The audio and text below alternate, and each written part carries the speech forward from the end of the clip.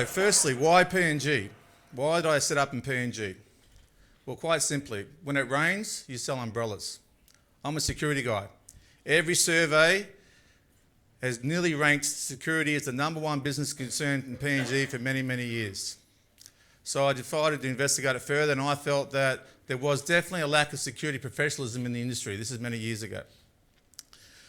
The other thing that amazed me was that every single person seemed to own a security company. Mums and dads, government officials, police officers.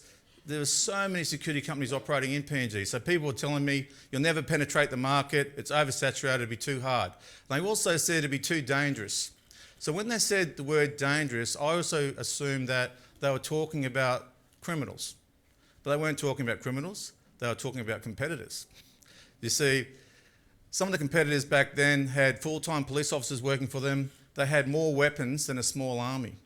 Anyway, I decided to pursue it, and I got some more advice. One thing I realised very quickly is you're very, very careful who you get your advice from and who you decide to associate yourself with. I thought I'd be having a harmless cup of coffee with somebody of little relevance, talking about opportunities, and then as soon as the meeting was finished, people would run up to me and say, oh, do you know that person? Do you know what that person's done here? You need to be cautious.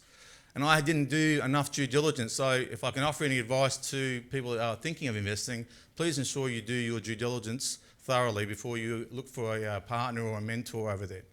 The old adage that if you fly with the crows, you get shot with the crows are quite prevalent in PNG. So be very, very cautious. So I always worked on the principles of the ABCs. Assume nothing, believe nobody, check everything yourself. And that got me through the last 10 years in PNG. Assume nothing, believe nobody, check everything yourself. So I decided to invest and I backed my ability to penetrate the market. What I didn't know was how to navigate the minefield of operating and establishing a business in PNG. So I very quickly realised that I needed to find a Sherpa. Not so much a mentor or business partner, I needed a Sherpa. I needed to find somebody who had walked the path before, and I did that. I very quickly employed a Sherpa. Once I had my Sherpa, I had to work out how I was going to compete. Now, there's no way I could compete on the size or strength of security force, so I tried to compete on intellectual property. I felt that, well, believe it or not, without boring you, you might be shocked to know there's actually a science to security and crime prevention. So I decided to compete on my IP against the competitor's IP.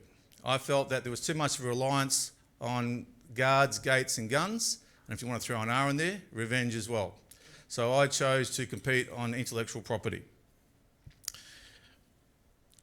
So my aim was to re-educate the market. Every time you talk to a security expert, they always claim to have that recipe for that secret sauce to prevent crime. I didn't focus on that, I focused on 3 areas. Must decrease risk, must decrease costs, must increase productivity. Decrease risk, decrease costs, increase productivity. If you could do that, you could have a sound security plan. If you had a sound security plan, that's a competitive advantage for the clients as well as yourselves. So that's what I focused on.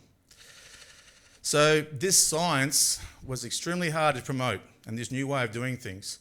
The dreaded conventional wisdom was embedded into the industry, and it was quite tough to try and change. And we all know about this conventional wisdom. It's probably in a lot of other industries as well. It's a bit like that fellow that walks around with a banana in his ear. Everybody asks him, why do you have a banana in your ear? And he says, to keep the crocodiles away. So how do you know if it's working? You don't see any crocodiles, do you? And that's basically how conventional wisdom works. So I had to try and change that. From a security context, conventional wisdom is something as simple as CCTV systems. Everybody thinks CCTV systems will prevent crime. Nothing can be further from the truth, okay? Conventional wisdom, you put a camera up there and this whole room is safe. No, not true.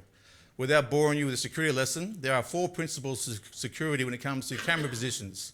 Detection, deterrence, reaction, prevention. When you put a camera in location, if it doesn't cover one of those principles, it's an absolute waste of time and money. And can I tell you, there's plenty of those examples in PNG. Absolute waste of time and money, the way cameras are incorporated. That's just one example of conventional wisdom. Okay, so the business started to grow. We were getting a bit of traction. And then some of the competitors decided that maybe I was growing too quick, and they decided to give me a bit of a wake-up call. And after my wake-up call, I quickly realised I'd have to grow the size and scale of my business if I was going to achieve credibility in the market and also get some geographic expansion. So that's what I did. I started to grow the manpower size of the business. With that positive growth came other problems, mainly cash flow problems. Simply put, the vast majority of clients couldn't afford to pay me, or at least on time anyway. As well as that, as I was growing, I found there was some problems with reliability of other service providers to help me, things like fixing my vehicles, etc. So I became that fed up, I decided to do it all myself. I set up these little micro businesses within my own business. So I set up my own catering business so I could provide food to the employees. I set up my own tailoring business so I could provide uniforms. I established a 24/7 vehicle workshop. I set up a technology and IT department, and so on and so on. What I then found out was the clients were just as frustrated as I was, and they started using some of the services that I've designed for my own business. And this was fantastic. I managed to get a lot more volume by offering client value propositions to the clients that I was currently servicing on the things that I was doing. So with that volume, I could say if you use 2 or 3 of my offerings, I'll give you a discount if you pay me on time. And all of a sudden, the clients found money to pay me on time. So this was a masterstroke for the business. Okay, so at this point in the story, I should point out though, although the security science was working, I still had to treat the perceived risk. See, in risk, there are 2 types of risk. There's a perceived risk and there's the actual risk. One example of perceived versus actual could be in the hotel industry. A perceived risk could be that the rascals could attack the hotel. In reality, that's extremely minimal, very unlikely. A greater risk for hotels, apart from reputational risk, would be something like internal fraud. So as a security guy, we treat the internal fraud with crime indicators and threat barriers, etc., but you always have to treat the perceived risk as well. All right, so we might put some extra people at the main gate, so all these international travellers who had read these terrible things on these websites will all of a sudden feel safe and warm and fuzzy when they drove in. It really had nothing to do with the security plan. Another good example of perceived risk and actual risk is right here in Sydney. Cast your mind back to September 11. There was a lot of hysteria in Sydney about protecting our landmarks. They're going to blow up the Opera House. They're going to blow up the Harbour Bridge. So what do? The government treated the actual risk, but had to treat the perceived risk too. So right now, there are 2 security guards with day-glow vests walking up and down the Harbour Bridge, and we all feel safer. That's the perceived risk.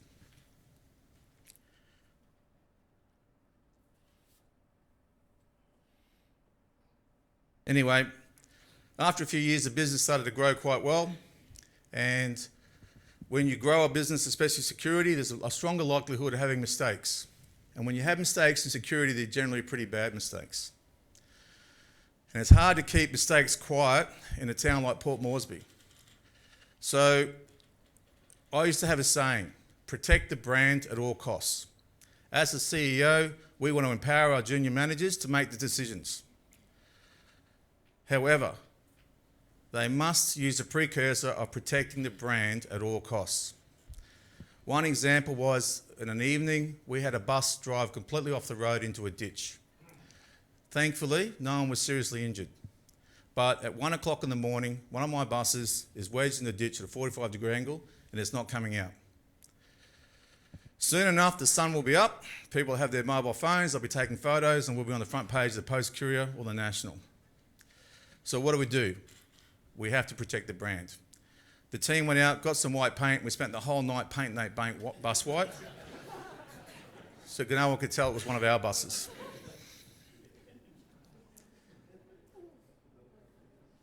You see, in any business, you have good days and bad days. What I experienced in PNG was when you had a bad day, it was sometimes a little bit worse than a normal bad day you would appreciate. And also, that you're going to encounter unique situations that you wouldn't normally be encountering in other businesses. I used to use an analogy that owning a security company was a bit like owning an elephant. With an elephant, you can train it to do things, you can have some fun with it, and you can make some money off it. But every now and then, that elephant's going to shit on your head. All right? It's that simple. And unfortunately, in security, it happens more often than not. Some other advice that I could offer was that you can fall into the trap, especially for smaller business, of allowing the country to slow you down. I found that we're always trying to look for new technologies, emerging opportunities, new security solutions. To that end, we introduced a Uber-style service in PNG where you could book VIP secure transport online using an app. Once again, everybody told me you couldn't do it, but we managed to make it work. I found that a lot of businesses that have been in PNG for a long time or offering me advice as a newcomer just seem to, let the standards drop and become frustrated, and it affected their core values and their decision making. And I tried to make sure that never happened to us. Okay, fast forward a few years, the business has some decent credibility, we have strong market share, we have a solid client base, 75% of our clients are using 2 or more of our services. We have good geographic expansion. We have 45% females employed, which we're very proud of, especially with a workforce of a couple of thousand. And more importantly, we have some very good social inclusion packages, especially with the local settlements and the charities. Can I say that if there's one thing I can offer, is that every successful business in PNG has that one thing in common at least, and that is they give back to the community and they have strong social inclusion packages. It's not only imperative for business, it's the right thing to do. There are some amazing businesses in this room here that have done some fantastic things for the people of PNG, and I wish I could have done more. So if we were going to set up in PNG, your social inclusion package is imperative as far as I'm concerned. All right, after about 10 years, it was time for me to plan my exit, so I decided to sell the business. Now, because of this, and I thought I'd always sell the business, I chose never to have any assets. Now, this is a double-edged sword because without any assets, I couldn't get any funding to help grow the business, but without assets, when it came down to the sale, it was actually quite a cleaner and quicker transaction. So, a few myths. The first myth, PNG is too dangerous to operate a business.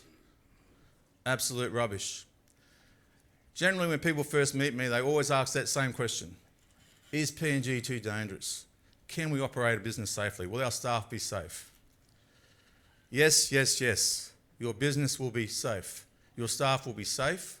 Your assets will be safe. Are there risks in PNG? Of course there is risk in PNG. There is risk in every country that you operate. The risk in PNG is quite fluid, and it can be based on various factors, depending on the industry you're in, the location, and so on and so on. If you follow basic security guidelines that you would have to follow in any country, you'll have no problems. The second myth, we've heard that if we establish a business in PNG, you need lots and lots of expats. Once again, my opinion, not true. Yes, you need subject matter experts, no question about that, but it doesn't mean they have to be expats. I remember as we were growing our business, at one stage we had over 1,000 employees, and I think I could count the expats on one hand.